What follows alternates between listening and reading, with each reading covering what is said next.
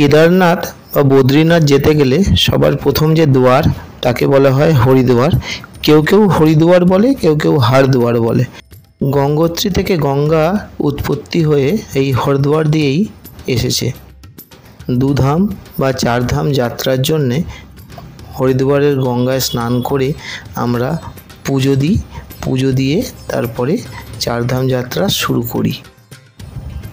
এখানে সবথেকে সেরা আকর্ষণ হচ্ছে গঙ্গার মায়ের পূজা এবং তার আরতি।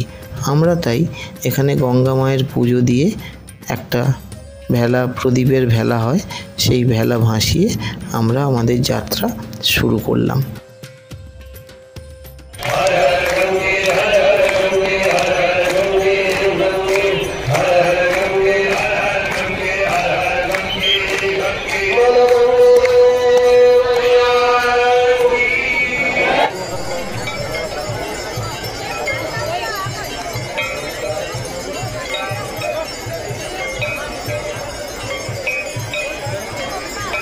হরিদ্বারের মার্কেটে নানান রকম জিনিস পাওয়া যায়।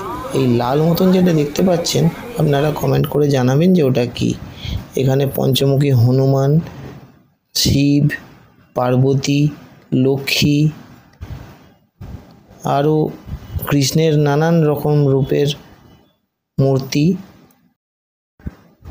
এবং নানা খাবার দাবার খেতে খেতে আপনারা সেই দিন সন্ধেবেলাটা কাটিয়ে ফেলবেন। আমরা রাবড়ি লস্যি এবং রাবড়ি কুলফিটা খুব এনজয় করেছি।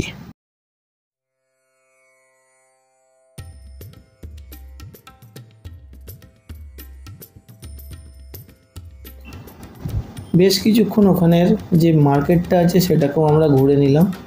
অনেক কিছু আছে, তার মধ্যে থেকে কিছু জিনিস বেছে রাখলাম যে ফেরার সময় কেনা হবে ভেবে।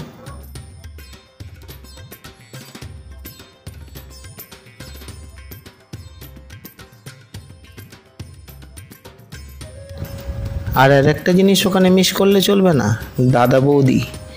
ওখানে গলিতে অসংখ্য দাদা বৌদি আছে, কোনটা আসল কোনটা নকল সেটা কিছুতেই ধরা যাবে না। আমরা হোটেলের ম্যানেজারকে জিজ্ঞেস করে একটা দাদা বৌদিতে গেছিলাম, খাবারের স্বাদ মোটামুটি সেখানে ভালোই ছিল। পরের দিন সকালবেলা আমরা হরিদ্বার থেকে বেরিয়ে আমরা সোনপ্রয়াগের উদ্দেশ্যে রওনা হব। তো তাই হোটেল থেকে বেরোলাম। আমরা কিং প্লাজা বলে একটা হোটেলে ছিলাম, সেখান থেকে বেরিয়ে গঙ্গা দর্শন করে আমরা চলে গেলাম ওখানেরই কাছাকাছি রেলওয়ে স্টেশনের পাশে একটা টাটা সুমো ইউনিয়নের অফিস আছে, যেখান থেকে আমরা আগামীকাল রাত্রেই টিকিট বুক করে রেখেছিলাম। তো সেখানে গিয়ে পৌঁছালাম টাটা সুমো ইউনিয়ন অফিস। ওখানেই রাজেন্দ্র ভাই আমাদের সব কিছু ঠিক করে দিয়েছিল। प्रयाग जाने के लिए आपका स्वागत है। केदारनाथ के दर्शन करिए, भगवान शंकर के दर्शन करिए।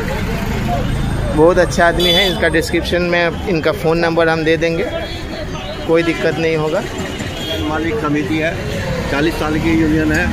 यहाँ से हर सवारी को पूरी सुविधा दी जाती है, हर तरीके से। किसी का कोई सामान रुक जाए, कुछ रुक जाए, यहाँ पे जमा हो जाता है। पूरी गारंटी है वहाँ से वापस लाने की, ले जाने की। अगर कोई वापसी की सवारी है तो वापसी का गारंटी है, और छोड़ने की सवारी है तो छोड़ने की गारंटी। और आपका कोई एडवांस बुकिंग लेते हैं? नहीं, एडवांस बुकिंग भी लेते हैं। अच्छा, वही नंबर में एडवांस बुकिंग भी हो जाएगा। তারপরেই আমরা একটা টাটা সুমোতে মাঝখানের যে 3টে সিট, ওই 3টে সিটকে বুক করে সোনপ্রয়াগের উদ্দেশ্যে রওনা হলাম। কিছু দূর যাওয়ার পর আমরা এলাম ঋষিকেশ। ঋষিকেশের পর থেকেই পাহাড়ি রাস্তা চালু।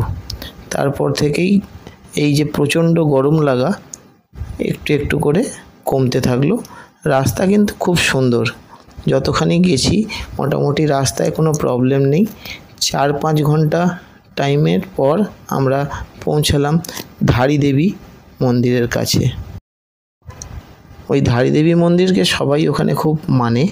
ওখানে পুজো দিয়ে তারপর যে কোনো যাত্রা সবাই শুরু করে। আমাদের পুজো দেওয়ার মতন সময় ছিল না, আমরা দূর থেকে দর্শন করেই এগিয়ে চললাম। আমরা এতক্ষণে হরিদ্বার, ঋষিকেশ, দেবপ্রয়াগ, ধারী দেবী টেম্পল হয়ে রুদ্রপ্রয়াগের দিকে যাচ্ছি। তো এরপর থেকেই যে প্রচণ্ড গরমে আমরা কষ্ট পাচ্ছিলাম, আবহাওয়াটা একটু ঠান্ডার দিকে হয়ে গেল, অতটা আর কষ্ট হচ্ছিল না।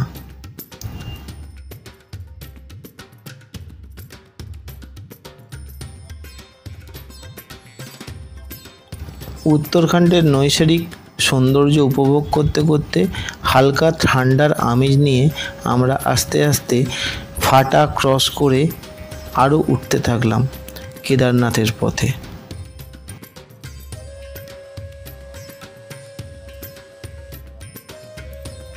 রাস্তা খুব ভালো হওয়ার জন্যে আমরা বিকেলই সোনপ্রয়াগে পৌঁছে গেলাম। ওখানে দেখি যে প্রচুর লাইন, সবাই গৌরীকুণ্ডের দিকে যাচ্ছে, আর সামনে রেজিস্ট্রেশন অফিস, আর ওই দিকে দেখা যাচ্ছে পার্কিংটা। আমরা আজকে এই সোনপ্রয়াগেই রাত্রিবাস করব এবং পরের দিন ভোরে ত্রিযুগী নারায়ণ টেম্পল ঘুরে তারপরে আমরা গৌরীকুণ্ডের উদ্দেশ্যে যাত্রা করব।